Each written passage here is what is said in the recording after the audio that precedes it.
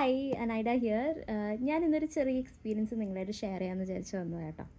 അപ്പോൾ റീസെൻ്റ്ലി ഞാൻ എൻ്റെ ഫ്രണ്ടിൻ്റെ കൂടെ ജസ്റ്റ് ഒന്ന് ഹാങ് ഔട്ട് ചെയ്യാൻ വേണ്ടി പോയി. അപ്പോൾ ഞാൻ അവിടെ പോയത് ഊബർ ഓട്ടോ എടുത്തിട്ടാണ് പോയത്. അപ്പോൾ ഞാൻ എൻ്റെ ഫ്രണ്ട് മെയിൻ എൻട്രൻസ് വഴി കയറി പോകുന്നത് കണ്ടു. അപ്പോൾ ഞാൻ അവിടുത്തെ സെക്യൂരിറ്റി അടുത്ത് പറഞ്ഞു, ഞാനിവിടെ ഇറങ്ങിക്കോട്ടെ എന്ന് ചോദിച്ചു. കാരണം അപ്പോൾ എനിക്ക് എൻ്റെ ഫ്രണ്ടിൻ്റെ കൂടെ അങ്ങ് പോവാം. അപ്പോൾ പറഞ്ഞു ഇല്ല, ഡ്രോപ്പ് ഓഫ് താഴെയാണെന്ന് പറഞ്ഞു. And I knew that the drop of was in the basement. പക്ഷേ ഞാൻ ചോദിച്ചു ഒന്ന് അവിടെ ഇറങ്ങിക്കോട്ടെ, ബിക്കോസ് രാവിലെ ആയിരുന്നു, തിരക്കൊന്നും ഉണ്ടായിരുന്നില്ല, ആൾക്കാരൊന്നും വന്നു തുടങ്ങിയിട്ടില്ല. പക്ഷേ ഹിഡൻ അല്ലാവും. ഓക്കെ, എന്തായാലും കുഴപ്പമില്ല വെച്ചിട്ട് ഞങ്ങൾ ബേസ്മെൻറ്റിൽ പോയി. പക്ഷേ what surprise me the most was this Uber auto chettan's behaviour.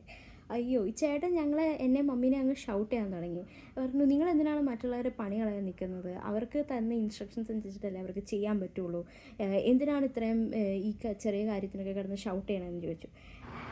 നമുക്ക് സത്യം പറഞ്ഞാൽ ആരുടെയും ജോലി കളയാനോ അല്ലെങ്കിൽ അവരുടെ കരിയർ നശിപ്പിക്കാനോ ഒന്നും ഒരു ആഗ്രഹമില്ല. നമ്മുടെ ഒരു ബേസിക് നീഡിൻ്റെ പുറത്താണ് ഇവിടെ ഇറങ്ങിക്കോട്ടെ എന്ന് നമ്മൾ ചോദിച്ചത്. പക്ഷേ തെറ്റ് ചെയ്ത പോലെയാണ് ആ ഓട്ടോ ചേട്ടൻ നമ്മളുടെ അടുത്ത് ബിഹേവ് ചെയ്തത്. പുള്ളിക്ക് വന്നപ്പോൾ തന്നെ വീടിൻ്റെ അടുത്തേക്കൊന്ന് ഓട്ടോ നിർത്താനും ഒക്കെ കുറച്ച് മടിയുണ്ടായിരുന്നു ഫസ്റ്റ് തന്നെ. അപ്പോൾ പക്ഷേ ഇത് കേട്ടപ്പോൾ ഞാനും എൻ്റെ മമ്മിയും പറഞ്ഞു ദാറ്റ് ഒരു ഡിസേബിൾഡ് ആയിട്ടുള്ള ഒരാൾ വന്നാലോ അല്ലെങ്കിൽ ഒരു പ്രായമായിട്ടുള്ള ഒരാൾ വന്നാലോ അവർക്ക് വേണ്ട ഒരു ചെറിയ സൗകര്യം ചെയ്തു കൊടുക്കുന്നത് it's not against any rules. അല്ലെങ്കിൽ ഒരു ചെറിയ മോഡിഫിക്കേഷൻ അവരുടെ ഹെൽത്ത് കൺസിഡർ ചെയ്ത് ചെയ്യുന്നതെന്ന് പറഞ്ഞൊരു ബേസിക് കാര്യമാണ് എന്ന് പറഞ്ഞ് മനസ്സിലാക്കാൻ നോക്കി. പക്ഷേ he was going on saying the same thing. അപ്പോൾ ഞങ്ങൾ വിചാരിച്ചു ഓക്കെ, കുഴപ്പമില്ല.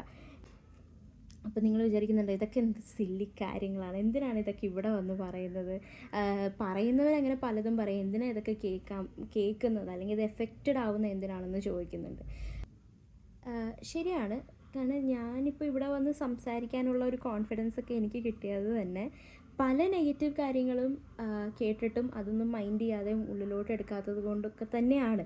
പക്ഷേ ഇതെല്ലാവർക്കും ആ ഒരു മൈൻഡ് പവർ ഒന്നും ഉണ്ടാവണമെന്ന് ഒരു നിർബന്ധവുമില്ല. ഓക്കെ, ഇത് ചെറിയ കാര്യമായിരിക്കാം. പക്ഷേ ഇപ്പോൾ എന്നെപ്പോലുള്ളൊരു ഡിഫറെൻ്റ്ലി ഏബിൾഡ് ആയിട്ടുള്ള ഒരാൾ പുറത്തേക്ക് ഇറങ്ങുമ്പോൾ ഇതുപോലെ ചെറിയ ഒരു 10-20 കാര്യങ്ങൾ അയാൾക്ക് ഒരു ദിവസം ഫേസ് ചെയ്യേണ്ടി വരും if they are going out. അപ്പോൾ ഇത് ഒരു ചെറിയ കാര്യമായിട്ട് നമുക്ക് കൺസിഡർ ചെയ്യാൻ പറ്റത്തില്ല. ഇപ്പം ഞാനൊക്കെ പുറത്ത് പോകുന്നത് എല്ലാവരും പോകുന്ന പോലെ തന്നെ എൻജോയ് ചെയ്യാൻ വേണ്ടി തന്നെയാണ്.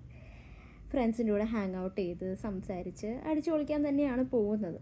പക്ഷെ പോകുമ്പോഴൊക്കെ നമുക്ക് ഇതുപോലെ ചെറിയ കുറേ കാര്യങ്ങൾ നമ്മുടെ മുമ്പിൽ ഒരു ഒബ്സ്റ്റക്കിളായിട്ട് നിൽക്കുകയാണ്. അതൊക്കെ നമ്മൾ ഫൈറ്റ് ചെയ്ത് വേണം നമ്മൾ ആ ഒരു ദിവസം തള്ളി നീക്കാനായിട്ട്. എൻജോയ് ചെയ്യാൻ പോയിട്ട് കൂടുതലും നമുക്ക് ഇങ്ങനത്തെ കാര്യങ്ങളൊക്കെ ആയിരിക്കും എപ്പോഴും ഫേസ് ചെയ്യേണ്ടി വരിക.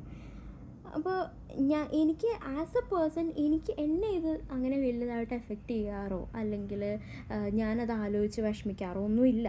എന്നെ ബോദർ ചെയ്യുന്നൊരു കാര്യമെന്ന് വെച്ച് കഴിഞ്ഞാൽ ഈ ഡിഫറെൻ്റ്ലി ഏബിൾഡ് ആയിട്ടുള്ള കുഞ്ഞു കുട്ടികളുണ്ടല്ലോ, വളർന്ന് വരുന്ന കുട്ടികളുണ്ടല്ലോ, അവരാണ് എനിക്ക് ഭയങ്കരമായിട്ട് എന്നെ ബോദർ ചെയ്യുന്നത്. കാരണം അവർക്കും ഇത് തന്നെ ഫേസ് ചെയ്യണമല്ലോ എന്ന് ആലോചിക്കുമ്പോൾ it really bothers me a lot. കാരണം ഇതൊക്കെ ചെറിയ കാര്യങ്ങളാണെങ്കിൽ പോലും ഞങ്ങളെപ്പോലുള്ള ആൾക്കാർ വന്ന് ഇത് ഈ സോഷ്യൽ മീഡിയ പ്ലാറ്റ്ഫോമിൽ വന്ന് പറയുന്നതിൻ്റെ റീസൺ എന്ന് പറഞ്ഞു കഴിഞ്ഞാൽ ഇനി വരുന്ന കുട്ടികൾക്കെങ്കിലും ഇതുപോലത്തെ കാര്യങ്ങൾ ഫേസ് ചെയ്യാതെ ജീവിക്കാൻ പറ്റണം.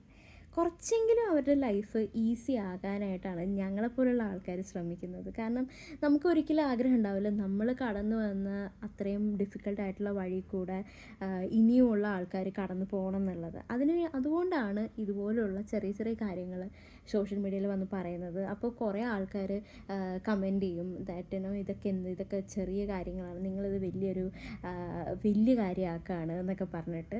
പക്ഷേ guys, it's not a small thing. നമ്മളത് അനുഭവിച്ചാൽ മാത്രമേ നമുക്കതിൻ്റെ ഇൻറ്റൻസിറ്റി മനസ്സിലാവുള്ളൂ, നമുക്കതിൻ്റെ ബുദ്ധിമുട്ട് മനസ്സിലാവുള്ളൂ. എൻജോയ്മെൻറ്റ് ചെയ്യാനുള്ള കാര്യങ്ങളും തിയേറ്റേഴ്സും മോൾസും ഇതൊക്കെ എല്ലാവർക്കും വേണ്ടിയിട്ട് ഉണ്ടാക്കി വെച്ചിരിക്കുന്നതാണ് അല്ലേ. It's not for a particular set of people, it's for everybody. So we all have our rights to enjoy our life to the fullest.